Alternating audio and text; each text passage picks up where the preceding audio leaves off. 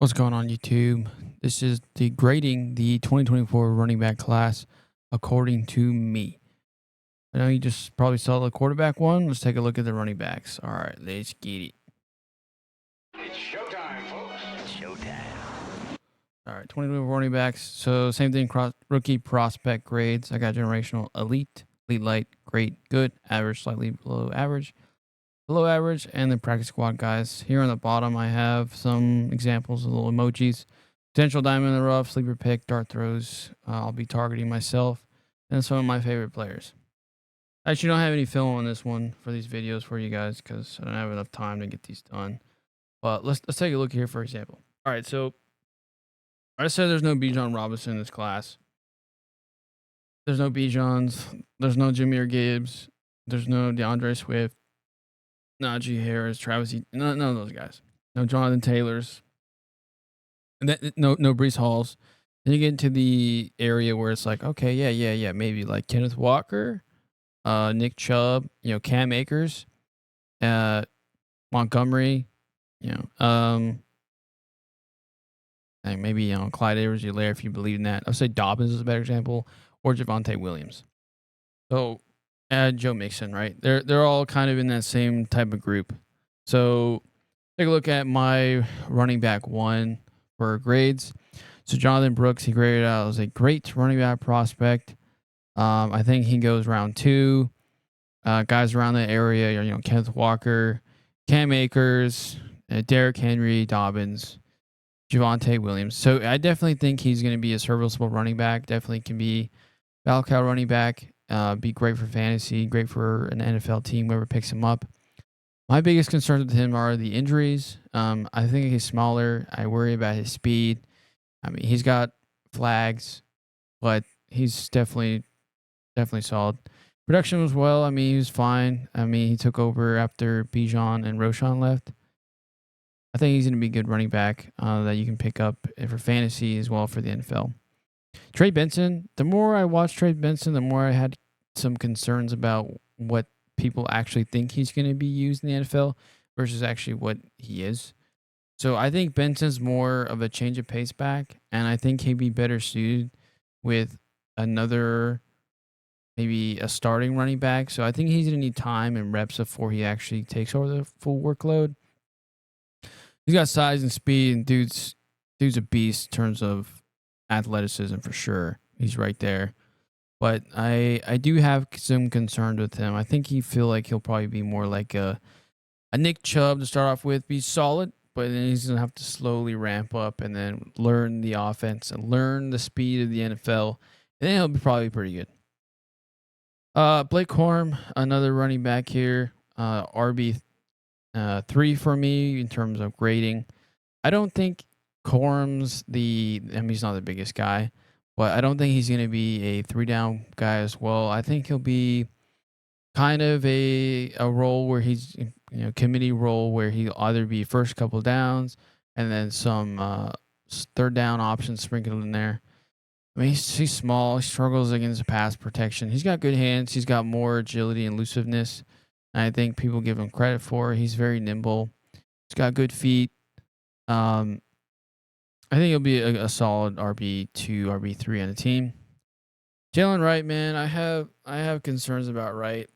I've seen so much hype about him, and man, I don't know if he can take the Tennessee offense, what he learned there. It was Mickey Mouse offense. Same thing, with last year with Hooker and Jalen Hyatt.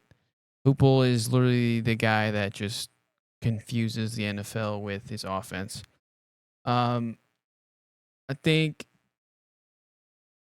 biggest concern with him is I'm not sure if he's gonna get those wide open lanes that he had at Tennessee. The dude's an athlete, he's a freak athlete. He's a big kid. I don't see the Alvin Kamara comparisons. He struggles with catching passes as well. But, and we'll see what happens. I think he can go round 3, maybe round 4. I think Dallas actually takes him in round 3. All right, Marshawn Lloyd, the next one here. Lloyd, a lot of people talk about him from USC, 4.4 type speed. My concerns with him. If you liked Tajay Spears last year, you're gonna like Marshawn Lloyd as well. You should like him. I mean, he doesn't do anything amazing. He's like good to great in all areas. He's good with speed, good with size, good with production. I mean, he's got good hands. He's got good receiving skills.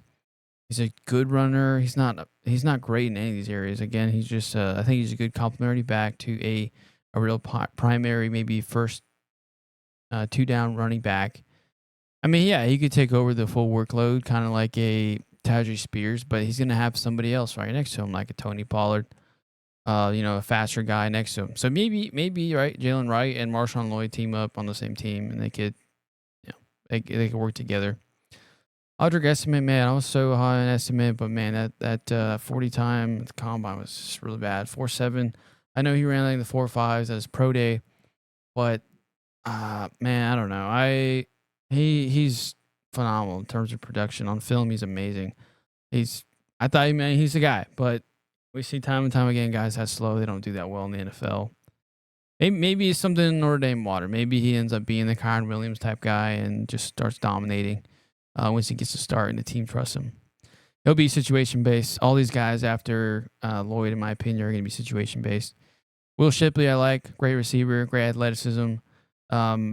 He's not Christian McCaffrey. Don't ever hear anybody say that. I mean, he's another receiving back who's with speed.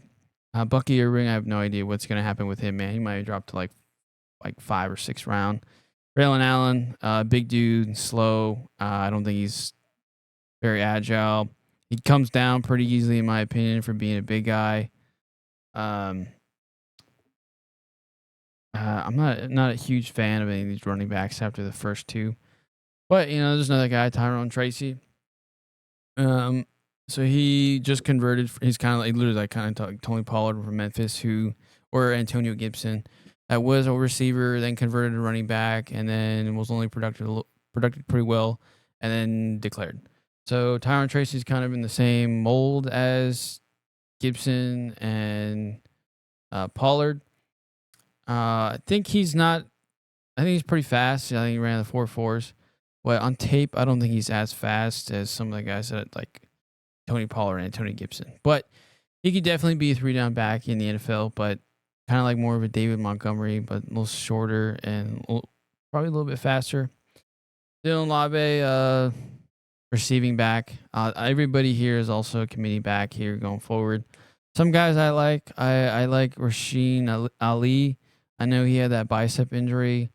I think you can pick him up if you're for fantasy, right? Pick him up and you can put him on your IR spot. If you're in the NFL, you can pick him up and then put him on the NFI list. And then once he's healthy, nice. Doesn't really cause a slot for you on your roster. You can just keep him. Once he's healthy, I think he's pretty serviceable RB3. Isaac Guerendo, everybody talks about Guerendo, him being so athletic. Yeah, the kid's explosive. The dude's got speed. The dude's an athlete. But, man, the production wasn't there. You could blame it on the offense. You could blame it on him being with Gerard Jordan and him getting a lot of the work. I actually like Guerendo for the upside. Maybe he turns into like a Pacheco or something. Pick him up. I think he actually goes round 4 in the NFL, but I wouldn't pick him until round 5. Dylan Johnson, Blake Watson. Blake Watson out of Memphis. A lot of people like him. Dylan Johnson. I think he's kind of in the same mold as like big guys that are slow. Maybe he takes goal line work away like some of the bigger dudes, like Garrett Blunt back in the day. Big dudes just taking up the goal line and then just getting a touchdown. Maybe he's touchdown dependent when it comes to fantasy. I'm not sure what a lot of these guys' roles are going to be on the next level. I do like Carson Steele. Actually, I think should convert to fullback. I think he'd be a pretty good fullback. Last year, I liked Hunter Lupke. I know Dallas ended up drafting him, but Carson Steele, I think, could be a solid pickup round 7 for fullback work. I know the position is dying, but he's pretty good. And these are the guys I have that are probably going to go on the practice squad. I don't know if I'd even pick up. I mean, Isaiah Davis is fine. Manny Bailey at TCU. I mean, Milton, maybe at Georgia, maybe he gets something at Georgia. Mayan Williams. A lot of people really like Mayan Williams from Ohio State. Was not a huge fan of Mayan Williams, but I mean, these guys are practice squad, in my opinion. That's all I got for this episode. Those are my running back rankings / grades for this class. Make sure you like the video, comment, share, and subscribe. Again, which do you think any of the running backs go round 1? Let me know down below. For sure, they probably go round 2 or 3. Let me know if you're most excited to get one of these running backs get drafted this week. Do you want any of these running backs to get drafted on your teams?